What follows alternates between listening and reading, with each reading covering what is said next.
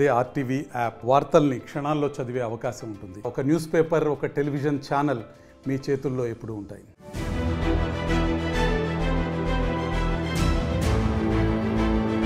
అందరూ ఊహించినట్టే జరిగింది. ఇన్ని రోజులు ఆయన రాజకీయ అరంగేట్రం కోసం కళ్ళు కాయలు కాసేలా ఎదురు చూసిన రోజు రానే వచ్చింది. గతంలో చాలాసార్లు దళపతి విజయ్ పొలిటికల్ ఎంట్రీపై చర్చ జరిగినా అది కార్యరూపం దాల్చలేదు. తాజాగా విజయ్ తన రాజకీయ ఎంట్రీపై ప్రకటన రిలీజ్ చేశారు. తమిళగ వెట్రి కళగం అనే పేరుతో పార్టీ స్థాపిస్తున్నట్టు ప్రకటించారు. దీంతో ఇన్ని రోజులుగా ఎదురుచూసిన స్టార్ హీరో అభిమానులు ఇప్పుడు కాస్త రిలాక్స్ అయ్యారు. ఎట్టకేలకు తమ హీరో పొలిటికల్ ఎంట్రీ ఇస్తుండడంపై ఆనందం వ్యక్తం చేస్తున్నారు.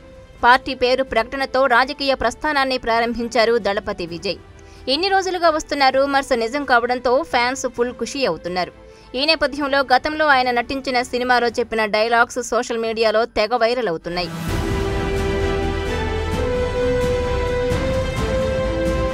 రెండు 2018లో విజయ్ నటించిన సినిమా సర్కార్. ఆ సినిమాలో ఓటు రిగ్గింగ్ గురించి దళపతి ప్రస్తావించారు.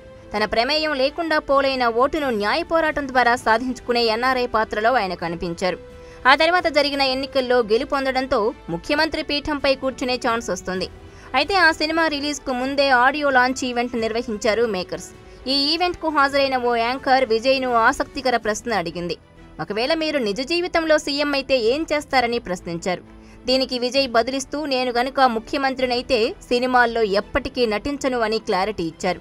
తనకు తెలిసి చాలా మంది రాజకీయ నేతలు పదవుల్లో ఉండి నటించిన వారే తప్ప ప్రజల కోసం పనిచేసిన వారు లేరని ఆయన అన్నారు. తాజాగా పార్టీ ప్రకటనతో విజయ్ చెప్పిన ఈ మాటలు సోషల్ మీడియాలో వైరల్గా మారాయి. కాగా వచ్చే అసెంబ్లీ ఎన్నికలు 2026 లక్ష్యంగా పార్టీ స్థాపించినట్టు విజయ్ తెలిపారు.